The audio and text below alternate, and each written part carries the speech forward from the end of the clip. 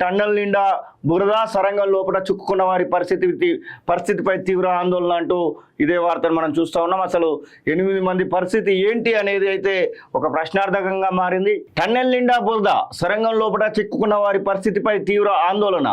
TBM నుంచి 400 మీటర్ల వరకు కూరుకుపోయిన మట్టి, ఐరన్ షీట్లు, నిమిషానికి 3500 లీటర్ల దాకా సొరంగంలోకి వస్తున్న ఊట నీరు.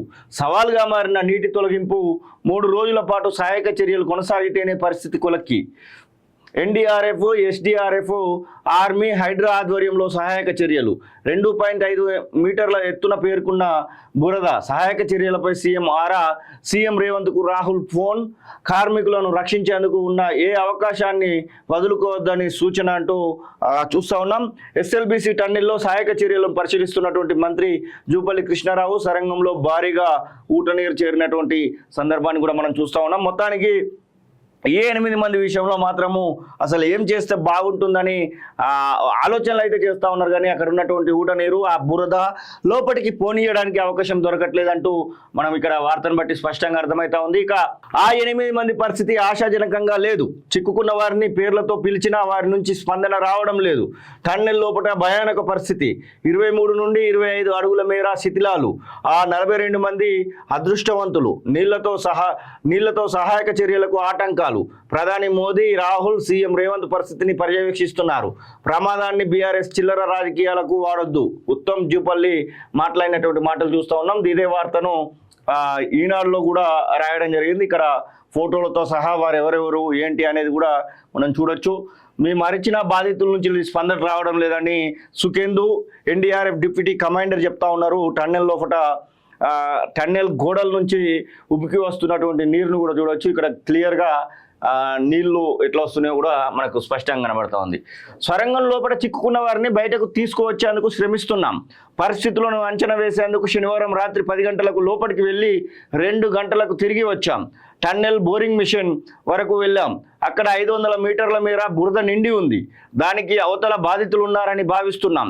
కేకలు వేసినా ఎలాంటి సమాధానం రాలేదు. బురద అడ్డుగా ఉండడంతో మా అరుపులు వినిపించాయో లేదో సందేహమే.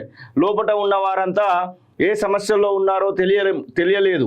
ప్రమాద స్థలానికి ముందు 2 కిలోమీటర్ల మేర నీళ్లు నిలిచి ఉన్నాయి. నీరు బురద ఎక్కువగా ఉండడంతో టీబీఎం కూడా ధ్వంసమైంది. లోపలికి వెళ్ళడం చాలా కష్టంగా మారింది.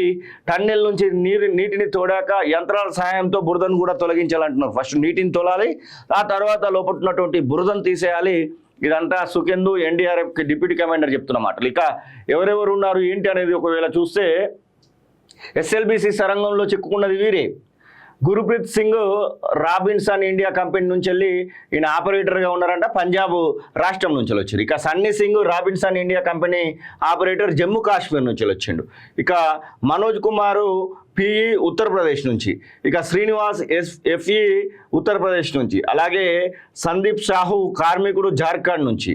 అలాగే అనోజ్ సాహు కుమార్ కార్మికుడు, ఇతను కూడా జార్ఖండ్ నుంచి ఉన్నారు. జగ్తాజాన్ 37 సంవత్సరాలు, ఇతను కూడా కార్మికుడు జార్ఖండ్ నుంచి. అలాగే సంతోష్ సాహు కార్మికుడు జార్ఖండ్ నుంచి. మొత్తానికి ఈ యొక్క కుటుంబాలకు అన్నింటికి కూడా ఇన్ఫర్మేషన్ అయితే ఇచ్చినట్టుగా వార్తల్లో కనబడతా ఉంది. మనం అంతు చిక్కనేటువంటి ఆచూకీని మనం ఇప్పటివరకు అయితే చూస్తూ ఉన్నాం. కాబట్టి వారందరూ కూడా క్షేమంగా రావాలని అయితే కాలోజీ టీవీ అలాగే దేశ ప్రజలందరూ కూడా కోరుకుంటా ఉన్నారు. క్షేమంగా రావాలి అని చెప్పేసి అయితే మనం కూడా అనుకుందాం. సొరంగంలో అత్యంత క్లిష్ట పరిస్థితి. అవసరమైతే పైనుంచి డ్రిల్లింగ్ వేసి బాధితులను కాపాడతాం. రాజకీయం చేసేందుకు భారత ప్రయత్నం. ఎస్ఎల్బీసీ సొరంగం పైకప్పు కూలిన ప్రమాదంలో చిక్కుకుపోయిన 8 మందిని కాపాడేందుకు తీవ్రంగా ప్రయత్నిస్తున్నామని నీటిపారుదల మంత్రి ఉత్తమ్ కుమార్ రెడ్డి తెలిపారు. అవసరమైతే పైనుంచి డ్రిల్లింగ్ వేసి వారిని బయటకు తీసేందుకు యోచిస్తున్నామని పేర్కొన్నారు. ఎస్ఎల్బీసీ సొరంగం వద్ద పరిస్థితులపై ఆయన ఆదివారం ఉదయం వివిధ శాఖల అధికారులతో సమీక్షించారు. అనంతరం మీడియాతో మాట్లాడారు. టన్నెల్లో సహాయక చర్యలు ముమ్మరంగా సాగుతున్నాయి. రాష్ట్ర ప్రభుత్వం, ఆర్మీ, నేవీ, ఎన్డీఆర్ఎఫ్, ఎఫ్డీఆర్ఎఫ్లతో పాటు ఇతర ఏజెన్సీలు సహాయక చర్యల్లో సమన్వయంతో పనిచేస్తున్నాయి. లోపల చిక్కుకున్న కార్మికుల కోసం నిరంతరం ఆక్సిజన్ పంపిస్తున్నాం. అత్యాధునిక యంత్రాల సాయంతో వారిని కాపాడేందుకు ప్రయత్నిస్తున్నాం. ప్రమాద స్థలంలో పరిస్థితి క్లిష్టంగా ఉంది. నీటి ప్రవాహం సహాయక చర్యలకు ఆటంకం కలిగిస్తోంది. టీబీఎం సమీప ప్రాంతం నీరు మట్టితో నిండిపోయింది. దీన్ని వేగంగా తొలగించేందుకు డీవాటరింగ్ ప్రక్రియ ముమ్మరంగా సాగుతోంది. ప్రత్యామ్నాయ మార్గాలను పరిశీలిస్తున్నాం. ఆర్మీ, నేవీ, ఎన్డీఆర్ఎఫ్ ప్రతినిధులతో సహాయక చర్యలపై నిరంతరం చర్చిస్తున్నాం. సీఎం రేవంత్ రెడ్డి స్వయంగా పరిస్థితిని సమీక్షిస్తున్నారు. మా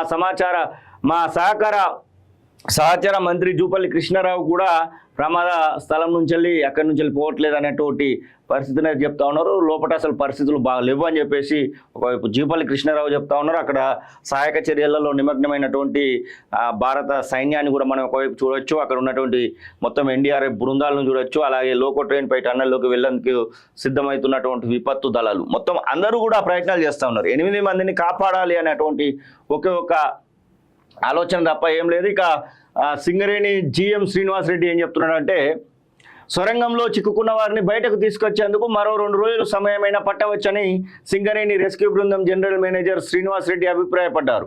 ఆదివారం ఆయన ఈనాడు ఈటీవీతో మాట్లాడారు. మంత్రి ఉత్తమ్ కుమార్ రెడ్డి ఆదేశాలతో కలెక్టర్ ప్రణాళికలు వేశారు. ఈ క్రమంలో సింగరేణి నుంచి వచ్చిన 20 మంది సభ్యులం 3 బృందాలుగా మారి సహాయక చర్యల్లో నిమగ్నమయ్యాం.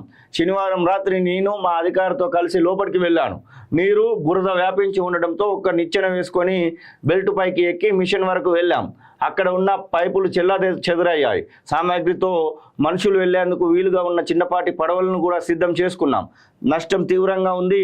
ఇప్పుడే ఏ విషయం చెప్పలేమంటూ శ్రీనివాస్ రెడ్డి సింగరేణి నుంచి ఉన్నటువంటి ఆఫీసర్ అయితే చెప్తా ఉన్నారు. వీరందరూ కూడా క్షేమంగా బయటికి రావాలని అయితే అందరూ కూడా కోరుకుంటా ఉన్నారు.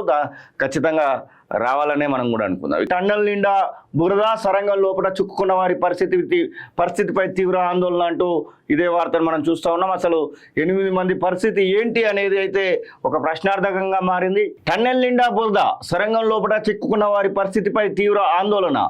టీబీఎం నుంచి 400 మీటర్ల వరకు కూరుకుపోయిన మట్టి, ఐరన్ షీట్లు, నిమిషానికి 3500 లీటర్ల దాకా సొరంగంలోకి వస్తున్న ఊట నీరు, సవాల్గా మారిన నీటి తొలగింపు, 3 రోజుల పాటు సహాయక చర్యలు కొనసాగితేనే పరిస్థితి కొలక్కి. ఎన్డీఆర్ఎఫ్, ఎస్డీఆర్ఎఫ్, ఆర్మీ, హైడ్రా ఆధ్వర్యంలో సహాయక చర్యలు. 2.5 మీటర్ల ఎత్తున పేర్కొన్న బురద. సహాయక చర్యలపై సీఎం రేవంత్కు రాహుల్ ఫోన్. కార్మికులను రక్షించేందుకు ఉన్న ఏ అవకాశాన్ని వదులుకోవద్దని సూచన అంటూ చూస్తూ ఉన్నాం. ఎస్ఎల్బీసీ టన్నెల్లో సహాయక చర్యలను పరిశీలిస్తున్నటువంటి మంత్రి జూపల్లి కృష్ణారావు సొరంగంలో భారీగా ఊట నీరు చేరినటువంటి సందర్భాన్ని కూడా మనం చూస్తూ ఉన్నాం. మొత్తానికి ఏ 8 మంది విషయంలో మాత్రము అసలు ఏం చేస్తే బాగుంటుందని ఆలోచనలు అయితే చేస్తూ ఉన్నారు. కానీ అక్కడ ఉన్నటువంటి ఊట నీరు, ఆ బురద లోపలికి పోనీయడానికి అవకాశం దొరకట్లేదంటూ మనం ఇక్కడ వార్తను బట్టి స్పష్టంగా అర్థమవుతా ఉంది. ఇక ఆ 8 మంది పరిస్థితి ఆశాజనకంగా లేదు. చిక్కుకున్న వారిని పేర్లతో పిలిచినా వారి నుంచి స్పందన రావడం లేదు. టన్నెల్ లోపల భయానక పరిస్థితి.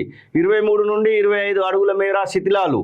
ఆ 42 మంది అదృష్టవంతులు. నీళ్లతో సహాయక చర్యలకు ఆటంకాలు. ప్రధాని మోదీ, రాహుల్, సీఎం రేవంత్ పరిస్థితిని పర్యవేక్షిస్తున్నారు.